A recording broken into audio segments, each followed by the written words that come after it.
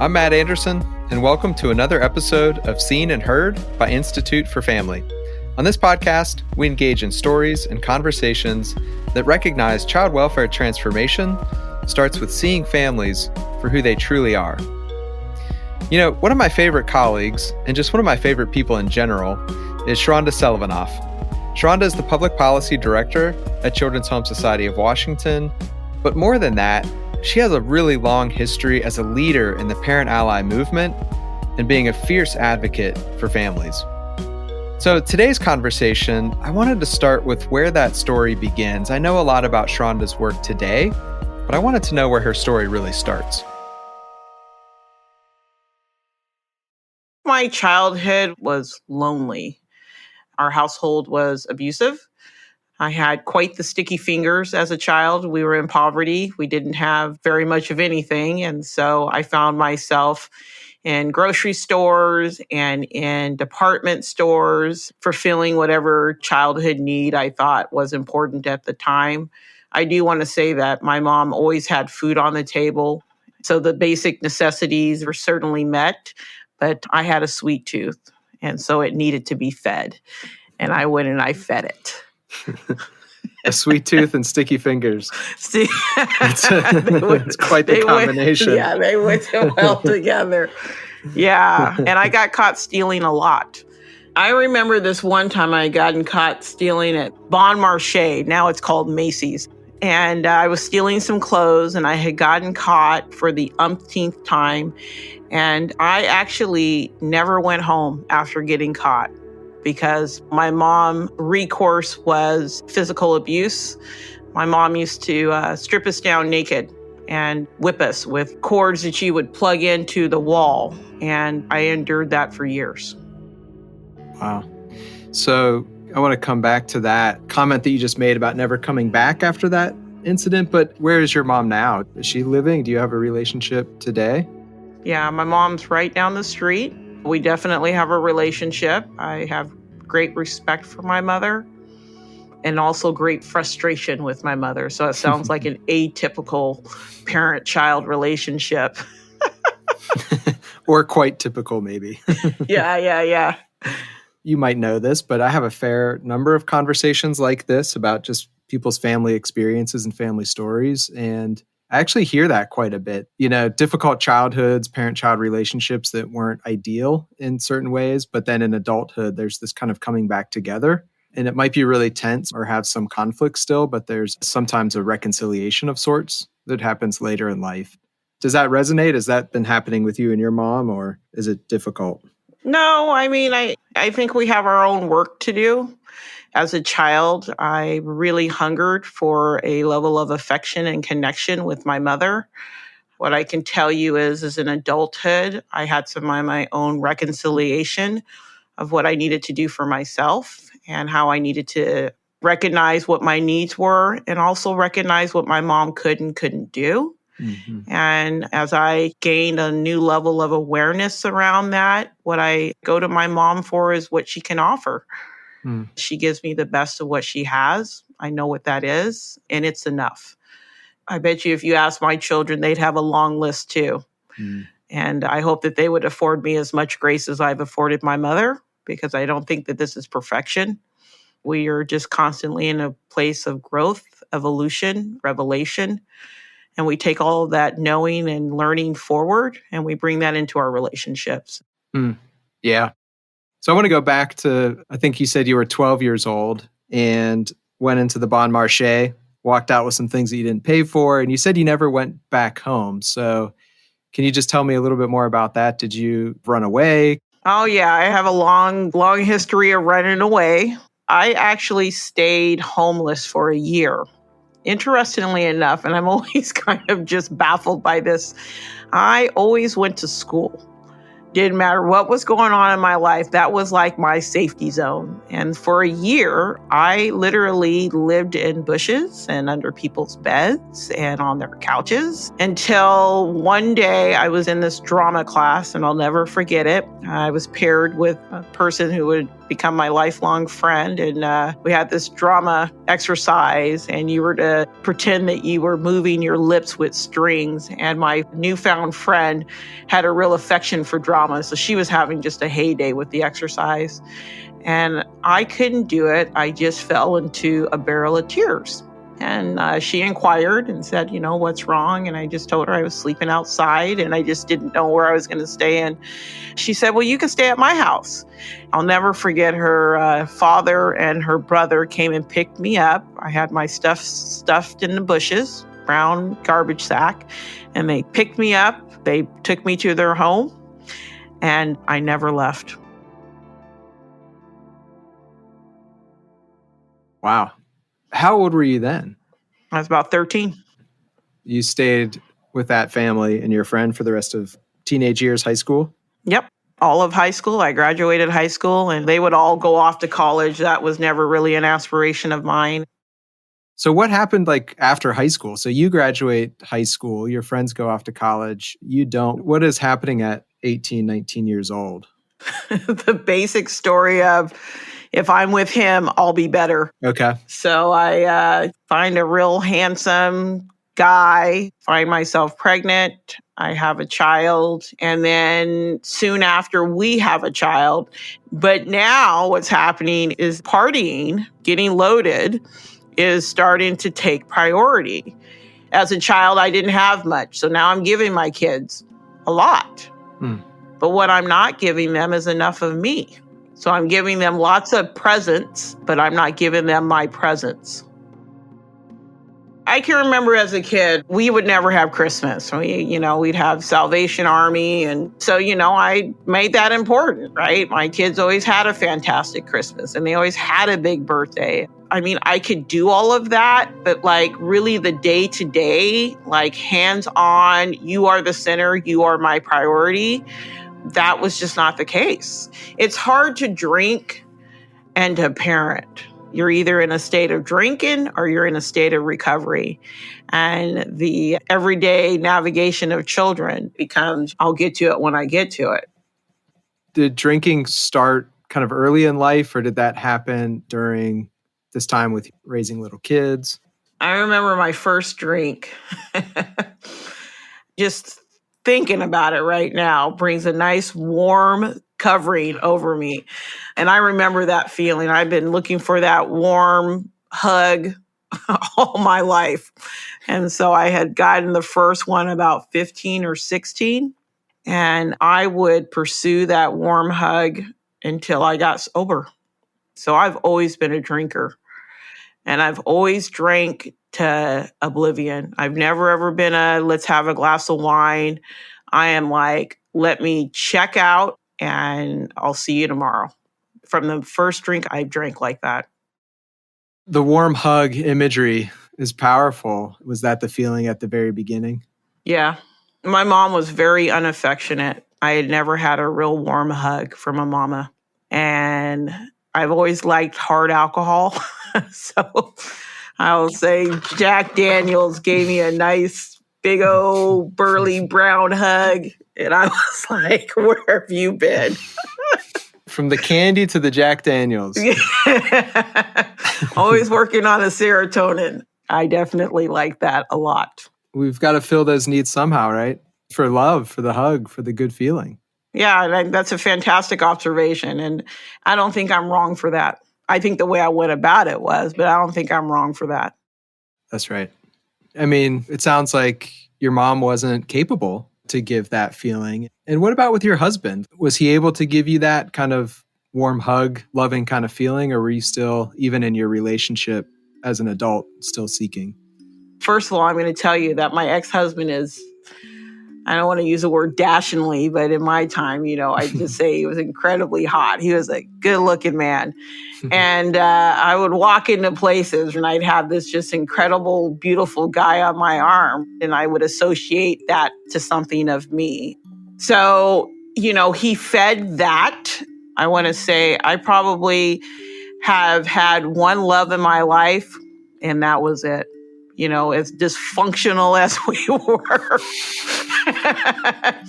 We also had a real magic. And if I could go back and do my life again, it would have been with him.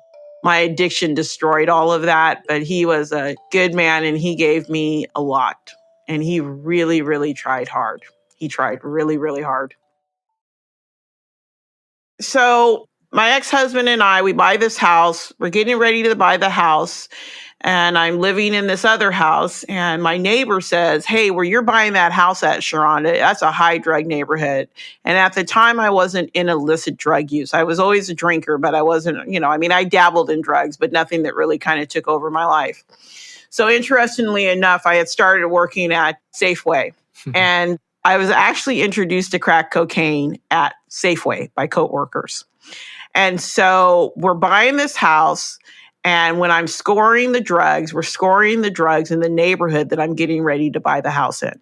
So we buy the house in August. By October, I'm in full-fledged addiction. My ex-husband's gone. He has to come back home. And he ends up pretty much for about a good year and a half, 2 years, devoting his life towards seeing if I can get sober, which means he's not working. He's a sailor, so he's got to be gone. I've left him with the kids. And at some point, he has to make a career decision because there's only so long you can live without any money. So he ends up moving to Florida and takes one of my kids. And then my other son stays here. So now I'm in addiction for about 3 or 4 years. But in that time, when my ex-husband leaves to Florida, he ends up divorcing me. And I am just kind of running and gunning. I always like this part of my story because it's very interesting when you have the moment of clarity, like you have really done it this time. Even though I wasn't living in the house, even though he had moved to Florida, even though my kids were gone, and even though I was in the streets of Portland with no real place to go home, I'll never forget when I saw that for sale sign on our house.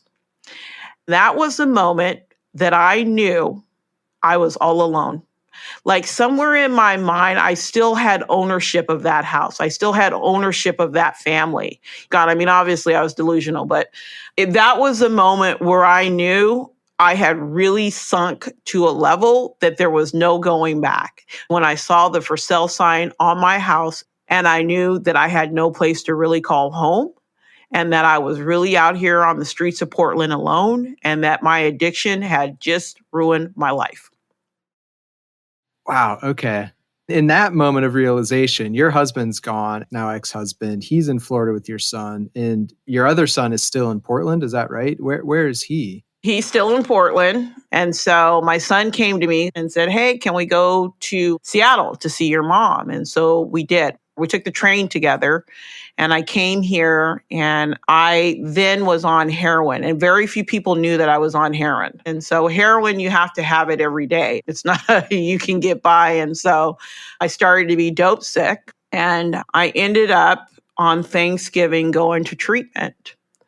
I was insured. I had decent insurance. And so I went into a treatment center, and I actually ended up staying sober for about 9 or 10 months. Okay. Now, in the piece of the story that's missing is I, of course, now I'm starting to acquire some drug addicted boyfriends. I acquire one who's a DV perpetrator. And I actually, when I had left Thanksgiving, I was leaving from him because I couldn't get away from this guy. I get sober for about 9 months. He comes over here to Seattle, and I end up going back on drugs probably a month after he's reintroduced back into my life. And then that's when I end up pregnant. Now, as I said, I was sober there for a minute. So I had slept with one person, and then I had slept with him. And I end up pregnant. Now I'm back on dope, and I'm back in full throttle addiction. He ends up going back to Portland. He ends up dying 2 weeks later from a drug overdose. I stay loaded. I know I'm pregnant, but I don't go to the doctor. So I never got any prenatal care. I'm an IV drug user. I'm on my way to get some heroin, and I get hit by a car. And when I get hit by a car, the car sends me into labor. They take me over to University of Washington, and that's where I deliver my daughter. And CPS is called immediately because, as I said, I'm an IV drug user. So now I've got track marks on me. And the state comes and informs me probably a day later that my daughter's not coming home with me. Wow. Was that the moment of like, what is going on with my life? And there's some changes that I need to make. Was that a wake up moment or not quite yet? No, there's wake up moments all throughout my story. I really want it to be clear. I was suffering. And I don't think people recognize that about addiction. I don't think that people are open to the notion that a person wants out desperately. I remember going to sleep and I'd be like, please, God, please don't let me wake up and do this again. And it'd be the last thing I say at night, and I get loaded the first thing in the morning. And, I had lots of moments of clarity. Losing my husband was devastating. My children gone was devastating. And I had to come back and reformalize what my destiny was to be without the stuff, without all of the things that I had said, this will make me enough. All of that's nonsense.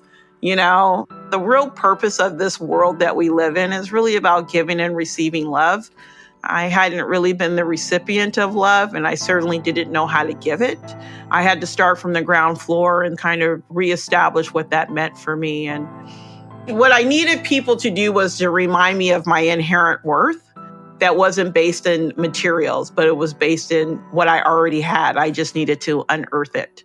More than anything else, I got to tell you, the thing that is the most treasured possession that I own is my peace of mind. That warm hug I talked to you about, that peace, right? That's mine. It's not wrapped up in a dress. It's not wrapped up in my bank account. It's a state of being. And I needed to find that.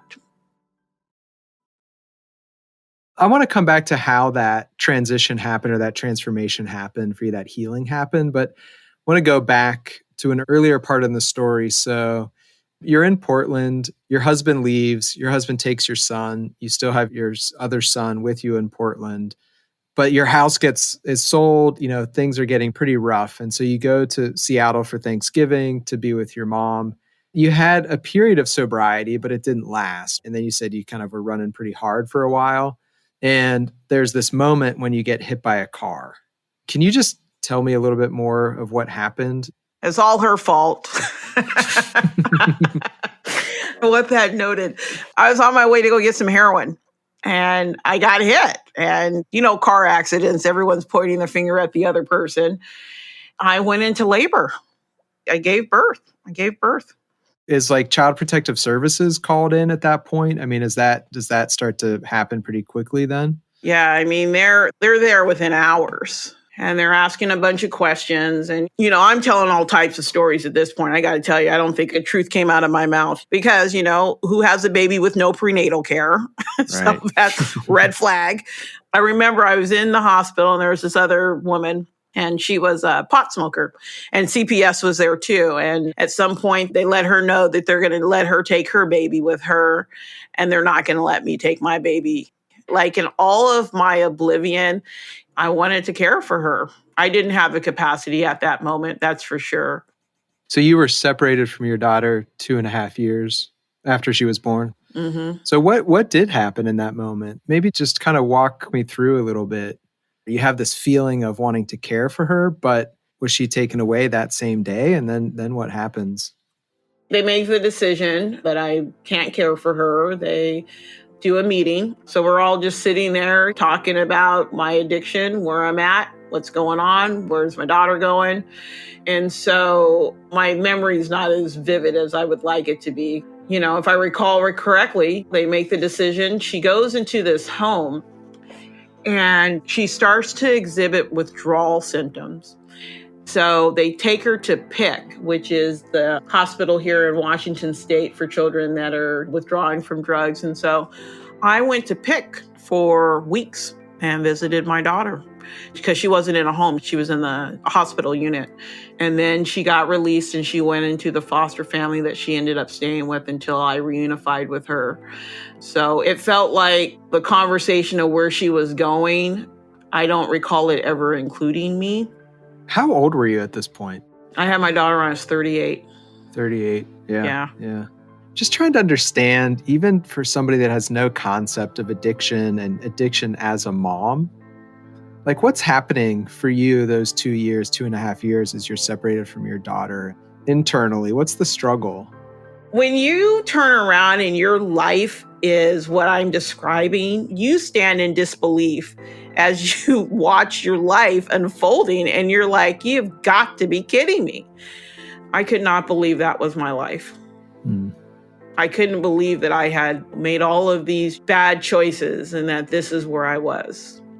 That I had, abandoned a child, and not just my daughter, but my sons. And every part of me wanted to be better. It was a really, really hard place to be. I remember when I left my sons and they came running after me and they said, "Mom, please come back." I said, "You guys will be better off without me." Now, nothing could have been further from the truth, but in that moment, I hadn't connected to how much I had and how much even in that I had to give to my children. And they needed that and they deserved that. And I couldn't connect to it. It's a dark place to be. Like you feel this deep shame and sorrow and fear all about yourself and that I'm not good enough for my kids.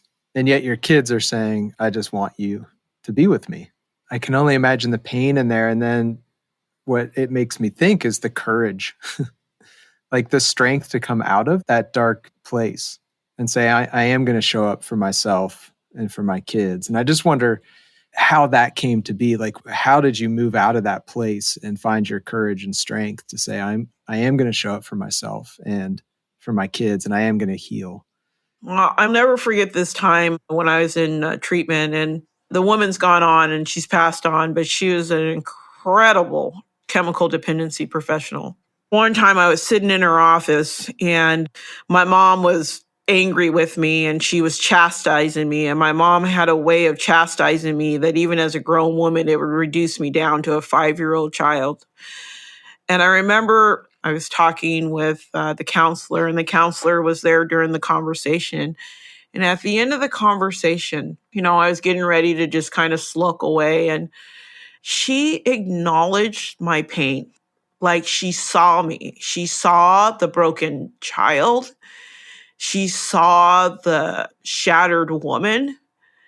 And I have to tell you, very few people have ever acknowledged my own pain. And that was such a life-changing moment that someone saw me, like they saw who I was. And it wasn't this, you're not enough. It was, I see your pain and I want to really comfort that. That woman nurtured my soul and she changed my absolute life. That was one of the biggest and most amazing people I've ever come into contact with. It was something. It's really powerful. It's that level of sort of deep relationship with another person, somebody actually seeing you. And I think we don't do that, right? We wait for people to come and we say, when you're ready, you got to show up like this. Prove it to me. Yeah. And it's just like, I see you. I see you in this moment for who you are. You don't have to be anyone but you. It changed everything for me. No one my entire life had ever just acknowledged my pain. Yeah. What a gift. I mean, really. Yeah. Yeah. So where did that take you next? I stay in treatment. This is a hard treatment. It's no longer around, but they had about 400 people that went through that treatment, and maybe about 40 of them graduated because most people just blew out of there.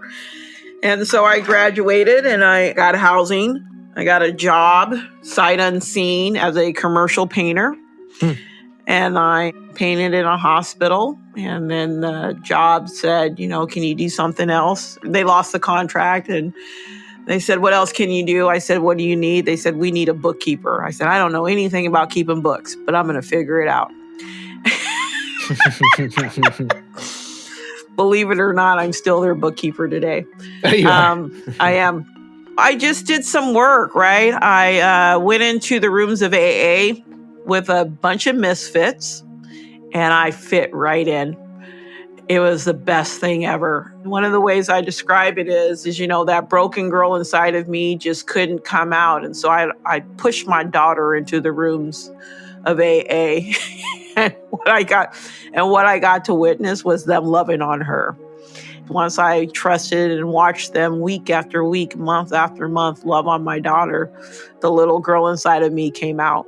And they said, "We can love on you too, Shrounda, as long as you let us." And my crew, the people I hung out with, are all sober today. But I just continue to do my work, and I still continue to do my work. And the work really is just about how we're showing up in the world around us. What's our contribution? What are we willing to give? What are we willing to sacrifice? What are we willing to admit that we don't know? Those are the things that they've taught me. And the basis of it is just being loved for exactly who I am and not feeling like I needed to be something else. You are in your perfection of Shrounda in this moment. They taught me how to do that. So you kind of walked into two communities over that 2 or 3 year period of being separated from your daughter, it sounds like. So first is in treatment, and your counselor shows this like just deep expression of love. And then you walk into the AA community, same thing. They just see you for who you are, but also your daughter's now back with you. And they're expressing their love for her too, and just demonstrating the power of relationship, the power of community without the pretense. And I know you more now today, right? But we're now fast forward. How long? How old is your daughter now? My daughter is 14. 14. So yeah, you reunified with your daughter when she was 2. So 12 years later to today. You're a mom to a 14-year-old daughter. What's that like? Well, I'll tell you what Alexis is like and what it's like to be her mom. First of all, she is very giving. She's extremely helpful. She's very funny. She's carefree. She's an incredible athlete. And I think the most wonderful attribute I can say about Alexis is she is authentically herself in all of her glory and all of its destruction. And she's been a great teacher for me. I always tell people, Alexis has been my greatest teacher. My grandson has been my greatest love. But Alexis has been my greatest teacher. I've learned more about how to do this from that kid than anyone else. I always ask myself, what would I need as a 14-year-old child? What did I need? And are you doing that now? I explain stuff, right? I explain my thinking behind a decision because as I grew up as a child, the reason was the reason, right? And what I've decided in my adulthood is I never want to silence your voice. I may not change my mind, but you can definitely voice what's going on for you. And she's actually helped build the little girl inside of me, recognizing you weren't that off. You just needed a little bit more. Every day I just decide, how can I give that to her? And she's really one of the most loveliest people I've ever met. Really? What? Give me an example. What about she's her just is a lovely? Nice person. What's really lovely about her? I had some friends over the other day and she comes in and the first thing she does is she loves on my grandson. And I know we haven't touched on that, but most would think, this baby comes into your house and you're buying for someone's affection, right? Like, oh my God, here comes this guy. And I've just watched her just embrace him. Like there's no competition because she knows who she is. I love watching that. And I love watching how silly she is. One of the things in my own child was my household was so serious. There was no laughter. And I just watched the two of them and she's silly and she knows how to be silly. I'm not a silly person even today, right? And I sit fascinated watching her on how easy it is for her just to be fun. And to be honest with you, I wish I had more courage for that to come out of me, but I don't think it will ever will. Hang around her long enough, you never know. Who knows? It's cool. It's beautiful, though. I mean, and you've given so much to her, clearly, for her to be that way to your grandson. So you said your grandson's the love of your life. So tell me about your grandson and how did he come to be with you? Well, So I've got a son in addiction, and my grandson's mother is in addiction, and my grandson was 10 weeks early. So he was in the NICU, and I visited him there. I'll never forget when I went, and the first time I seen him. And if you've ever seen a child 1.9 pounds, it's a sight. Yeah. But when I came in, he smiled. And I feel like he was like, that was his signal of she's here. His parents were not able to get their act together. And so I took him home from the hospital. His mom came here. His mother had another open CPS case at the time. And my son was adamant not to speak to the department. And they decided that he was too much of a risk. And we were able to get the children to come here. The mom was going to be able to be here with her child. And so she came into my home for 2 weeks. And she left, and she didn't come back. It was me and my grandson, and it's been us ever since. He's how old now? He's 3. He's 3. Okay. Yes. Terrible 3s. And Uh-huh. 3's a hard age, but we're making it. Yeah. So if you would have asked me to go into the court and say, King's coming here to stay with me, I don't think I would have said yes. I've never been prepared for a baby. Like, I don't think I would have said yes. And when she left and wasn't coming back, I still wasn't convinced that he was going to be here permanently. I started to identify a foster family that I could stay connected to, because I had envisioned that I would be connected to him and that he would be cared by someone else. At the time I had gotten him, I was a full-time student. I was working full-time.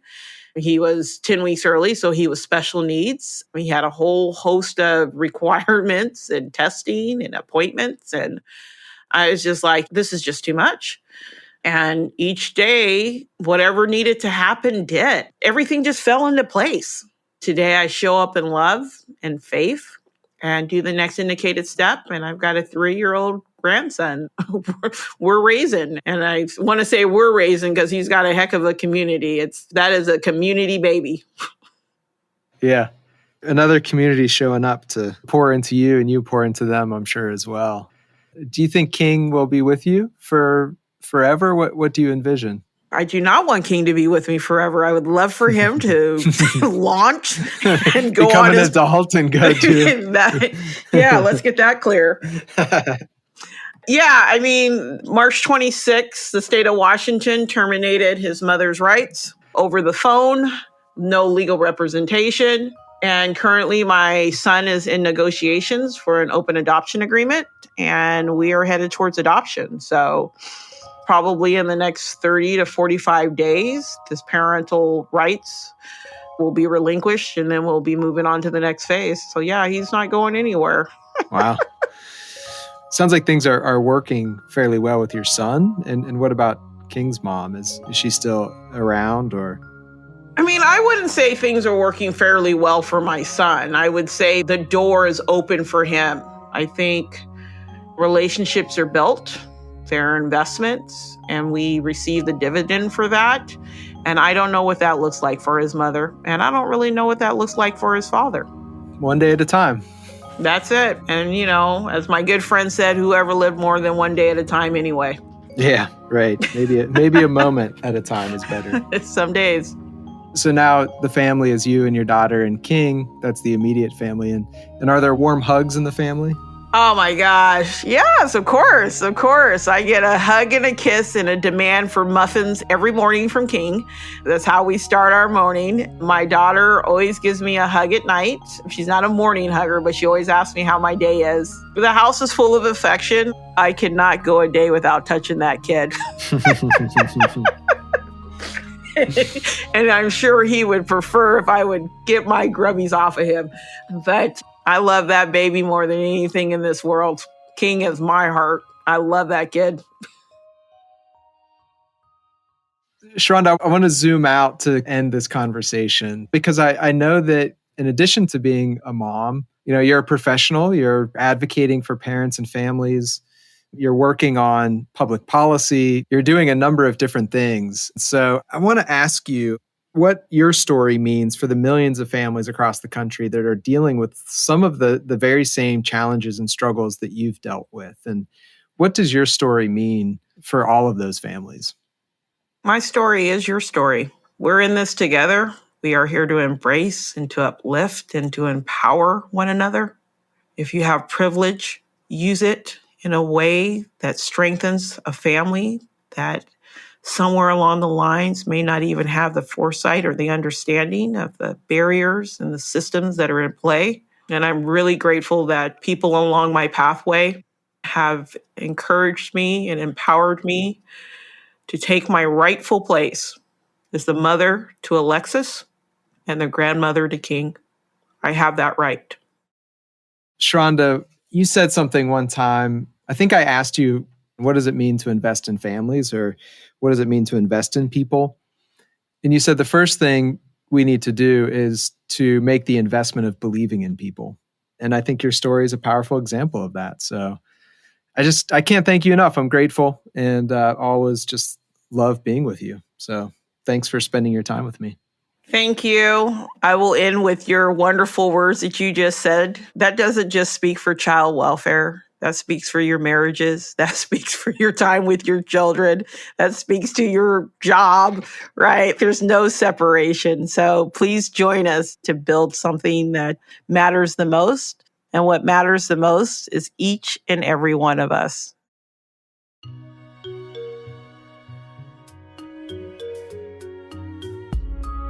Throughout this conversation, Shrounda and I covered a lot of ground about her personal story, but we didn't touch as much on her professional experience and expertise. And so before we wrap this episode, I just want to share a little bit of what I know about her work today.